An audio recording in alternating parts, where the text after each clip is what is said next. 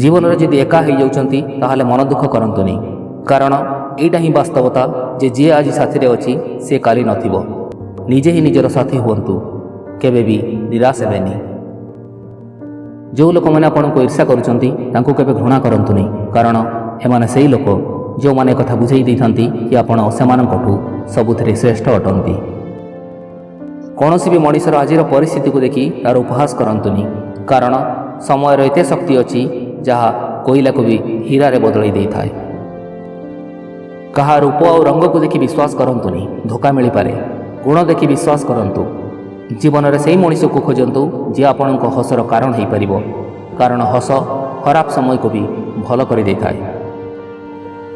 ଜୀବନରେ ଭଲ ଚିନ୍ତା କରନ୍ତୁ, ଭଲ କୁହନ୍ତୁ ଆଉ ଭଲ କାମ କରନ୍ତୁ, କାରଣ ପ୍ରକୃତିର ନିୟମ ଅନୁସାରେ ସେ ସବୁକିଛି ସୁଧ ସହିତ ଆପଣଙ୍କ ପାଖକୁ ଫେରି ଆସିଥାଏ ଯାହା ଆପଣ ଅନ୍ୟକୁ ଦେଇଥାନ୍ତି। ଦୁର୍ବଳ ଲୋକଙ୍କ ସହିତ ଶତ୍ରୁତା ବହୁତ ଭୟଙ୍କର ହୋଇଥାଏ, କାରଣ ସେମାନେ ଏଭଳି ସମୟରେ ପ୍ରତିଶୋଧ ନେଇଥାନ୍ତି ଯାହାର କଳ୍ପନା ଆପଣ କେବେ କରି ହିଁ ନଥିବେ। ଶବ୍ଦର ଅଦ୍ଭୁତ ଶକ୍ତି। କଟୁ କଥା କହୁଥିବା ଲୋକ ଯେଉଁଠି ମହୁ ବିକ୍ରି କରିପାରିନଥାଏ ସେଠି ମିଠା କଥା କହୁଥିବା ଲୋକର ପିତା ବି ବିକ୍ରି ହୋଇଯାଇଥାଏ। ନିଜ ଉପରେ, ନିଜ ସାମର୍ଥ୍ୟ ଉପରେ ବିଶ୍ୱାସ ରଖନ୍ତୁ, ସମୟର ସଦ୍ବ୍ୟବହାର କରନ୍ତୁ। ସଫଳତା ଦିନେ ନା ଦିନେ ନିଶ୍ଚୟ ମିଳିବ, ଆଉ ସେଦିନ ଘଣ୍ଟା ଆଉ କାହା ହାତରେ ଥିବ, ହେଲେ ସମୟ ଆପଣଙ୍କର ହୋଇଥିବ।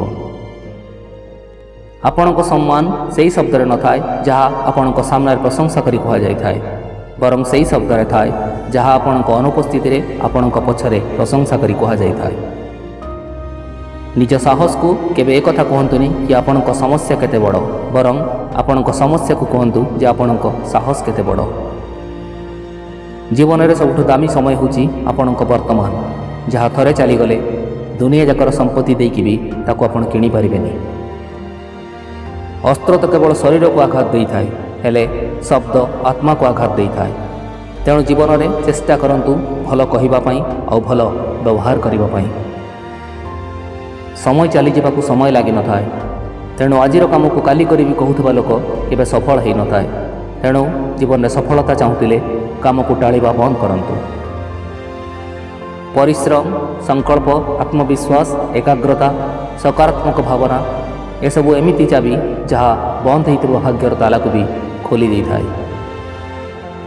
ସଫଳ ଓ ଅସଫଳ ଲୋକଙ୍କ ଭିତରେ ଏତିକି ଫରକ ଯେ ସଫଳ ଲୋକ ସମସ୍ୟା ଭିତରେ ସମାଧାନକୁ ଖୋଜିଥାନ୍ତି, ଆଉ ଅସଫଳ ଲୋକ ସମାଧାନରେ ବି ସମସ୍ୟାକୁ ଦେଖିଥାନ୍ତି।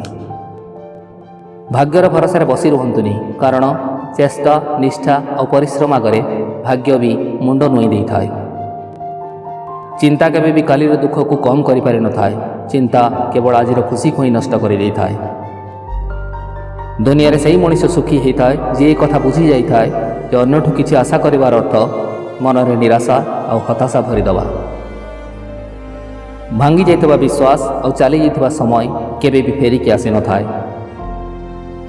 ଭଗବାନ କେବଳ ପୁଣ୍ୟ ଦେଖିନଥାନ୍ତି, ପାପ ବି ଦେଖିଥାନ୍ତି।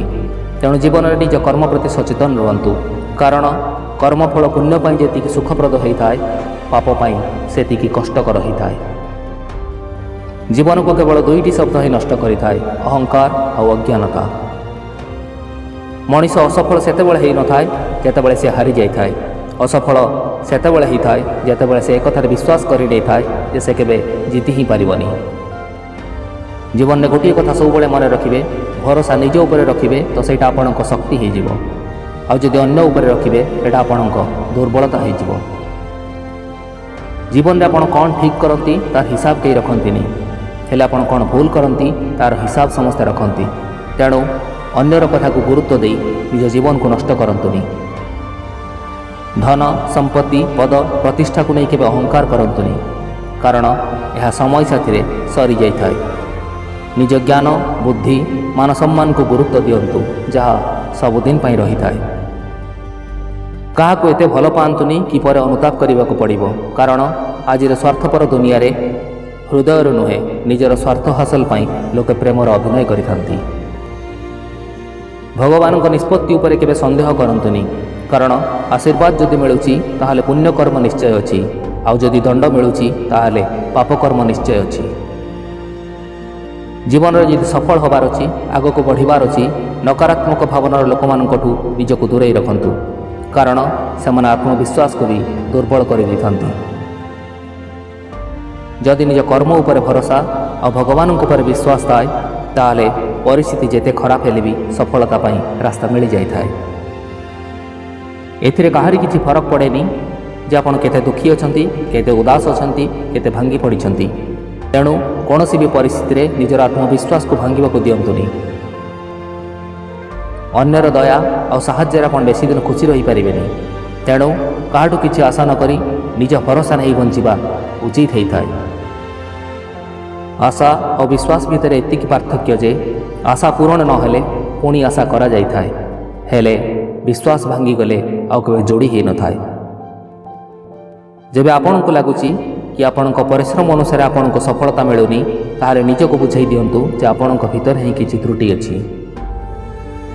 ଯିଏ ଶାନ୍ତ ଆଉ ନୀରବ ରହିଥାଏ ସେଇଟା ତା'ର ଦୁର୍ବଳତା ବୋଲି ଭାବନ୍ତୁନି, କାରଣ ଅଙ୍ଗାର ତଳେ ଅଗ୍ନି ଲୁଚି ରହିଥାଏ। ଆଜିର ମଣିଷ ସତ କଥାକୁ କେବେ ହୃଦୟରେ ସ୍ୱୀକାର କରେ ନାହିଁ, ହେଲେ ମିଛକୁ ମୁଣ୍ଡରେ ପୂରେଇ ବୁଲୁଥାଏ। ଆପଣ ଯଦି ଜୀବନରେ ବିଫଳତାକୁ ସ୍ୱୀକାର କରିପାରୁନାହାନ୍ତି ତାହେଲେ ସଫଳତାକୁ ବି ସ୍ୱୀକାର କରିପାରିବେନି। ଆଜିର ଦୁନିଆ ବଡ଼ ବିଚିତ୍ର। ଆପଣଙ୍କ ବିଷୟରେ ଭଲ ଯଦି ଶୁଣେ ତାହେଲେ ସନ୍ଦେହ କରିଥାଏ, ହେଲେ ଯଦି ଖରାପ ଶୁଣେ ତାକୁ ସହଜରେ ବିଶ୍ୱାସ କରିନେଇଥାଏ। ଯେଉଁ କଷ୍ଟକୁ ଆପଣ ନିଜେ ସହିପାରୁନାହାନ୍ତି ତାକୁ ଅନ୍ୟକୁ ଦେବାକୁ କେବେ ଚେଷ୍ଟା କରନ୍ତୁନି। ଜୀବନରେ ତାକୁ ଡରନ୍ତୁନି ଯିଏ ଯୁକ୍ତି କରେ, ବରଂ ତାକୁ ଡରନ୍ତୁ ଯିଏ ଛଳନା କରେ। ଜୀବନରେ ସମ୍ପର୍କ ଆଉ ସମ୍ପତ୍ତିକୁ ସମାନ ଦୃଷ୍ଟିରେ ଦେଖନ୍ତୁ, କାରଣ ଦୁଇଟି ଯାକ ଉପାର୍ଜନ କରିବା କଷ୍ଟକର ଆଉ ହରାଇବା ବହୁତ ସହଜ ହୋଇଥାଏ। ଜିତିବାର ମଜା ସେତେବେଳେ ମିଳିଥାଏ ଯେତେବେଳେ ଆପଣଙ୍କୁ କେହି ହରାଇବାକୁ ଚେଷ୍ଟା କରୁଥାଏ। ଜୀବନରେ ଗୋଟିଏ କଥା ମନେ ରଖିବେ, ଭାଗ୍ୟ ଯେତେବେଳେ ସାଥ ଦିଏନି ସେତେବେଳେ କଥା ବୁଝିଯିବେ ଯେ ପରିଶ୍ରମ ନିଶ୍ଚୟ ସାଥ ଦେବ। ପରିସ୍ଥିତି ବଦଳାଇବାଟା ଯେତେବେଳେ ଅସମ୍ଭବ ହୋଇପଡ଼େ ସେତେବେଳେ ମନର ସ୍ଥିତିକୁ ବଦଳାଇ ଦିଅନ୍ତୁ, ସବୁକିଛି ବଦଳିଯିବ। ଜୀବନରେ ସଫଳତାର ମାର୍ଗରେ ଖରାର ମହତ୍ତ୍ୱ ବହୁତ ଅଧିକ, କାରଣ ଛାଇ ମିଳିଲେ ପାଦ ଅଟକି ଯାଇଥାଏ। ସମ୍ପର୍କ ଯଦି ସ୍ୱାର୍ଥ ପାଇଁ ଯୋଡ଼ି ହୋଇଥାଏ ତାହା ବେଶୀ ଦିନ ରହିନଥାଏ, ଆଉ ଯଦି ଭାବନା ସହ ଯୋଡ଼ି ହୋଇଥାଏ ତାକୁ କେହି ବି ଭାଙ୍ଗି ପାରିନଥାଏ। ଆଶା କରେ ଏସବୁ ବିଚାର ଆପଣଙ୍କ ମନରେ ସକାରାତ୍ମକ ଭାବନା ଭରିଦେବ। ଭିଡ଼ିଓ ଯଦି ଭଲ ଲାଗିଥାଏ ଭିଡ଼ିଓକୁ ଲାଇକ୍ କରିବେ, ଚ୍ୟାନେଲକୁ ସବସ୍କ୍ରାଇବ୍ କରିବେ। ପୁଣି ଆସିବେ ଆଉ ଏକ ଭିଡ଼ିଓରେ ନୂଆ କିଛି କଥା, ନୂଆ କିଛି ପ୍ରେରଣାକୁ ନେଇ। ସେତେବେଳେ ପର୍ଯ୍ୟନ୍ତ ରହୁଛି ନମସ୍କାର। ବନ୍ଦେ ଉତ୍କଳ ଜନନୀ।